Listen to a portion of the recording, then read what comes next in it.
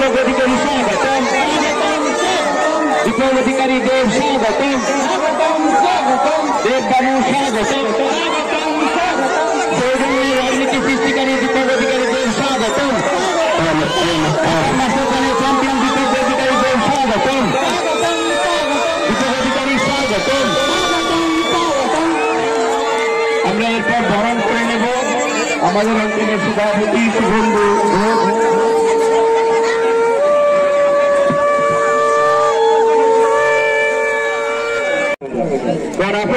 এখন রাজনীতি মানেই ধর্ম, ধর্ম মানেই রাজনীতি। আমি কি বলবো, আমি এসছি শুধু আপনাদের আশীর্বাদ নিতে, কারণ এখানে ঘাটালে মানুষকে অন্তত এইটুকু রাজনীতি বোঝানোর ক্ষমতা আমার নেই। আজকে অনেক মিডিয়া এসছে, আমার একটা বন্ধু দীপালি বাংলা বই এসছে, বই কোথায় রে পালিয়ে গেছে। নির্বাচন আমি ঘাটালের 1 নম্বর অঞ্চলের মানুষের কাছে একটাই প্রার্থনা করবো কি, আমাদের দল 13 বছর ধরে কাজ করেছে, কখনো ভালো হয়েছে কখনো খারাপ হয়েছে, কিন্তু দলের মানে আমাদের দিদি আমাদের নেত্রী মনটা আমরা চেষ্টা করেছি শুধু ঘাটাল নয়, বাংলার মানুষকে ভালো রাখা, বাংলার মানুষকে বাঁচিয়ে রাখা, সে হিন্দু হোক বা মুসলিম হোক বা যে কোনো এবং আমি গত 10 বছর ধরে আমি ইম্পর্টেন্ট গুরুত্বপূর্ণ, কারণ আমার মনে হয় মানুষকে যে ভালো রাখবে সেই জেতা উচিত। এটা কোন মুখ্যমন্ত্রী নির্বাচন নয় বা এখানকার লিডাররা কে বড় হবে তার নির্বাচনটা নয়, এই নির্বাচনটা হচ্ছে যে দেশকে ভালো রাখবে, দেশের প্রত্যেকটা মানুষকে ভালো রাখবে, যে হিন্দু হোক মুসলিম হোক বা যে কোনো ধর্মের হোক সবাইকে আগলে রাখবে, এই নির্বাচনটা সেই নির্বাচন। আপনারা সবাই জানতেন কি আমি রাজনীতি ছেড়ে দিয়েছিলাম, আমার মনে হয়েছিল কি কথা বলবো কি ভোটটা কি নিয়ে হওয়া উচিত, যেই প্রার্থী যে আপনাদেরকে নিয়ে ভেবেছে, আপনাদের পরের জেনারেশনকে নিয়ে ভেবেছে, সে আজ অব্দি উল্টো পাল্টা কথা বলেনি, নিজের কাজটাই আপনাদের সামনে রেখেছে, তাকে তো ভোট দেওয়া উচিত। আমি এটুকু বলবো কে কি বলছে আমি জানি না, কেউ বলছে ঘাটাল মাস্টার প্ল্যান হবে না, এটা ভোটের প্রতিশ্রুতি দিয়ে পালিয়ে যাবে, বিশ্বাস করুন আমি পালিয়ে যাওয়া ছিল নয়, আমি এখানেই থাকবো, আপনাদের সামনে থাকবো, যদি না করতে পারি আমি রাজনীতি ছেড়ে দেবো। আরেকটা বড় কথা বলে যাচ্ছি, 2026 বিধানসভা নির্বাচন, তার আগে যদি ঘাটাল মাস্টার প্ল্যানটা যদি না শুরু হয়, আমি আপনাদের বলে যাচ্ছি তৃণমূল কংগ্রেসকে আর ভোট দিতে হবে না। কিন্তু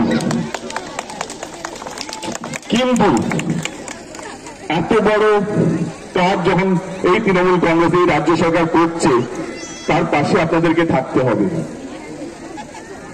নাহলে ভূমিও সবসময় জিতে যাবে, যারা কাজ করবে তারা সবসময় জিতে যাবে, যারা প্রতিশ্রুতি দিয়ে যাবে তারা শুধু জিতে যাবে, শুধু ধর্মটাকে এগিয়ে রাখবে কি আমরা রাম মন্দির করেছি, আমরা এটা করেছি, হিন্দু খতরে মে হ্যাঁ, হিন্দুরা সত্যি খুব খারাপ অবস্থায় আছে, এইসব বলে বলে ভোট নিয়ে যাবে। বিশ্বাস করুন এইসব দিয়ে পেট ভরে না, সংসার চলে না। যে কোনো দল যখন কাজ করতে না পারে, যে কোনো দল যখন কোনো কাজ দেখাতে না পারে, তখনই তারা ধর্মটাকে এগিয়ে রাখে, কারণ ধর্ম আমাদের দেশে ধর্ম নিয়ে সবকিছু করা যেতে পারে, ধর্মের নাম নিয়ে। আমি কিন্তু ধর্মের নাম নিয়ে আসিনি আপনাদের সামনে, আমি এসেছি ঘাটালের 100 বছরের আগেকারের সমস্যার সমাধান নিয়ে, যেটা আমি আপনাদেরকে বলছিলাম। 1 নম্বর অঞ্চলে প্রত্যেকটা বাড়ির প্রত্যেকটা মানুষকে, প্রত্যেকটা ভোটারকে আপনাদের যদি মনে হয় কি না এই রাজনীতিটাই ঠিক, যে মানুষের জন্য ভাববে, মানুষের জন্য কাজ করবে, তাহলে তারই হাত শক্ত করা উচিত। তাহলে এর পরে প্রজন্ম যখন বাচ্চাগুলো যখন বড় হবে, ভোট দেওয়ার বয়স হবে, তারাও কিন্তু ধর্ম নিয়ে ভোট দেবে, কাজ নিয়ে ভোট হবে না। আমি শুধু আপনাদেরকে অনুরোধ করবো, যদি মনে হয় যে না এই ছেলেটা ঠিক, এই ছেলেটার পদ্ধতিটা ঠিক, তাহলে পাশে থাকবেন। 25 মে নির্বাচন, আমি আপনাদেরকে রাজনীতি বোঝাতে পারবো না, এটা আমার যোগ্যতা নেই, কারণ আমার সবাই রাজনীতি বোঝে, কে ভালো কে খারাপ পরিষ্কার সবাই জানেন, কে ভদ্রলোক কে কতটা ভালো আপনারা সবই জানেন। যদি আপনাদের মনে হয় আপনার এই ভাইকে ঠিকঠাক কাজ করছে, একদম ঠিক রাজনীতির মধ্যে আছে, এরকম রাজনীতির আরো দরকার দেশের ভবিষ্যতের জন্য, তাহলে আপনারা জানেন 25 মে কাকে ভোটটা দিতে হবে। শান্তিতে পাবেন, ভালো পাবেন। যুদ্ধটা কেন হচ্ছে? দেবের জন্য হচ্ছে। এই যে গরম বাড়লো কেন? কার জন্য?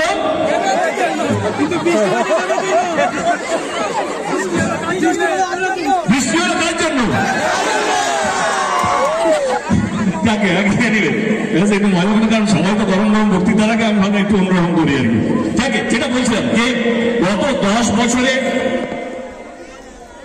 দল কেন্দ্র সরকারে আছে। আমার বিরোধী দলের যিনি প্রার্থী আছেন একটাই প্রশ্ন, আর সেটাই হওয়া উচিত, রাজনীতির এই একটাই নীতি হওয়া উচিত। আমাকে আমার একজন বন্ধু জিজ্ঞেস করছিল, দাঁড়িয়ে তুমি আক্রমণ করো না কেন, ওকে ডাইরেক্টলি আক্রমণ করো না কেন? না, আমার ওর সঙ্গে কোনো শত্রুতা নয়, আমি টিএমসি করছি বলে সমস্ত বিজেপি নেতারা কর্মীরা আমার শত্রু, না না না না না। একটা দেশ, আমরা সবাই তার ভাগিদার, যতটা আমার অধিকার, যতটা আমার দলের অধিকার, ততটা তারও অধিকার, তার দলের অধিকার। আক্রমণ করবোটা কাকে করবো? সবাই আমরা ভারতীয়, এইটা ক্লিয়ার। চলে আসি প্রশ্নতে। আমার একটাই প্রশ্ন হলো, ওনাকে 10 বছর ওনারা কেন্দ্র সরকারে ছিলেন, আমি বলছি মঞ্চে যেখানে যাবেন কাল থেকে, উনি শুধু কেন্দ্র সরকারের গত 10 বছরে শুধু 10টা কাজ বলুন, এইটা কেন্দ্র সরকার করেছে, এই কাজটা অন্য কোনো সরকার তার আগে করেনি।